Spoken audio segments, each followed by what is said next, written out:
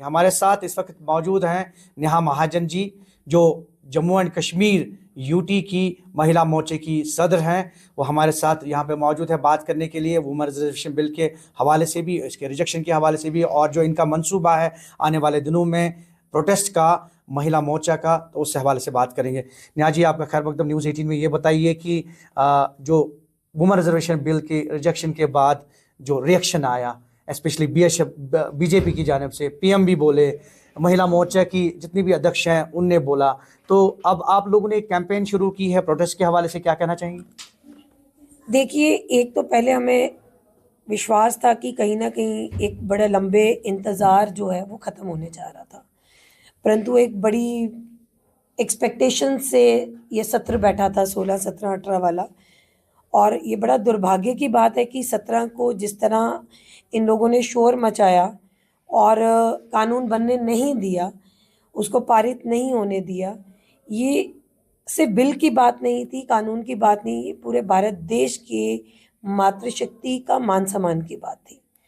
एक लंबे अरसे से हमारी आधी आबादी इंतज़ार कर रही थी कि जिस तरह प्रधानमंत्री मोदी जी के नेतृत्व में उन लोगों को सोशल इकोनॉमिक एम्पावरमेंट तो ज़रूर मिला, बट अब एक पॉलिटिकल प्रोसेस में उनकी भागीदारी होने जा रही थी।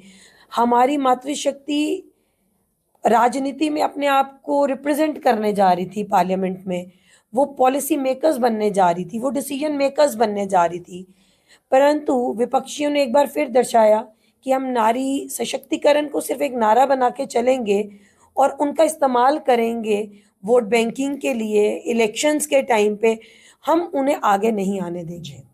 बट आज हम देखते हैं कि हमारी बहनें जो हैं, प्रधानमंत्री मोदी जी के नेतृत्व में, भारतीय जनता पार्टी के नेतृत्व में, वो एक सशक्त रूप में बाहर आई हैं। सेल्फ हेल्प ग्रुप्स के माध्यम से देखिए, वुमेन एंटरप्रेन्योरशिप स्टार्टअप स्कीम्स के माध्यम से देखिए, मुद्रा योजना के माध्यम से देखिए, प्रधानमंत्री मोदी जी हमारी बहनों की बहुत चिंता करते हैं। जैसे ही हमारे घर बच्ची पैदा होती है तो उन्होंने सुकन्या समृद्धि योजना लाई, ताकि जब बच्ची बड़ी हो उसको किसी के आगे हाथ ना फैलाने पड़े। उसको पढ़ाई करनी है, पढ़ने जाना है, उसका विवाह करना है, तो पेरेंट्स को उतना चिंता ना रहे कि हमारी आर्थिक स्थिति अच्छी नहीं, हम कैसे करेंगे। इस तरह की जब सोच लेके देश के प्रधानमंत्री चलते हैं तो मुझे लगता है कि हम सब बहुत सेफ एंड सिक्योर अपने आप को समझते हैं। परंतु जब हम संसद में इस तरह का माहौल देखते हैं, हमें लगता है कि आज भी वो वहीं खड़े हैं जहां पहले वो खड़े हैं। एक लंबा अरसा, 30 वर्ष उन्होंने सत्ता संभाली, सिर्फ घर देखा, अपना पॉकेट्स अपने फिल करे, परंतु उन्होंने कभी विकास की बात नहीं की, उन्होंने कभी नारी सशक्तिकरण की बात नहीं की। अगर उन्होंने उस टाइम पर हमारे देश का बेस स्ट्रॉन्ग किया होता तो आज हम डेवलप्ड देश में होते।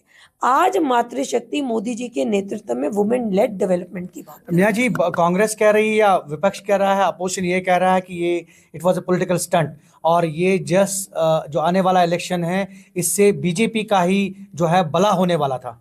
देखिए, पॉलिटिकल स्टंट्स, उनको पॉलिटिकल स्टंट्स का रोड मैप बनाने का ज़रूरत पड़ता है जो ज़मीनी स्तर पर काम नहीं करते जी। परंतु हमें प्राउड फील होता है, गर्व महसूस होता है कि हम एक ऐसी राजनीतिक दल से जुड़े हैं, वो जो विश्व की सबसे बड़ी राजनीतिक दल है और जो 365 डेज 24/7 लोगों के बीच में कार्यरत रहती है।